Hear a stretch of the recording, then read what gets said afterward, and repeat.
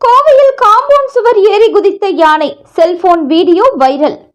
கோவை மதுக்கரை பகுதியில் நள்ளிரவு குடியிருப்புக்குள் புகுந்த பிரம்மாண்டமான ஒற்றை காட்டு யானை மிக லாபகமாக காம்பவுண்ட் சுவர் ஏறி குதித்து சென்ற காட்சியும், அந்த யானை ஒரு சிறுவனை தாக்க வேகமாக சென்ற வீடியோ சமூக வலைதளங்களில் வைரலாகி வருகிறது.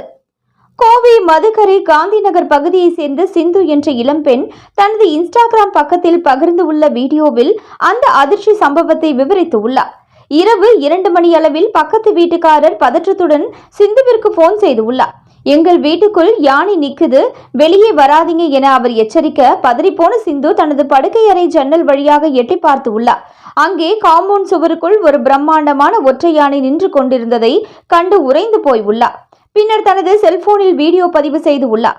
அதில் யானை எவ்வித சேதமும் இன்றி மிக அழகாக காம்பவுண்ட் சுவர் மீது முன்னங்கால்களை வைத்து ஏறி குதித்து தெருவில் நின்று இருந்த ஒரு சிறுவனை பார்த்தவுடன் அந்த யானை அவரை தாக்க ஆக்ரோஷமாக ஓடி சென்றது. அதிர்ஷ்டவசமாக அந்த சிறுவன் நொடிப்பொழுதில் வீட்டிற்குள் புகுந்து தப்பினார்.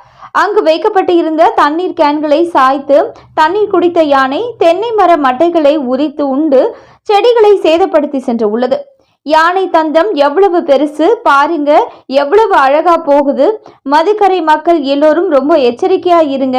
நைட்ல ஏதாவது சத்தம் கேட்டா கதவை திறக்காதீங்க, வெளியே வராதீங்க என சிந்து தனது வீடியோவில் பொதுமக்களுக்கு எச்சரிக்கை விடுத்துள்ளார். யானை அப்பகுதியில் நடமாட்டம் உள்ளதால் வனத்துறையினர் கண்காணித்து அதனை தடுக்க நடவடிக்கை எடுக்க வேண்டும் என அப்பகுதி மக்கள் வலியுறுத்தி வருகின்றனர்.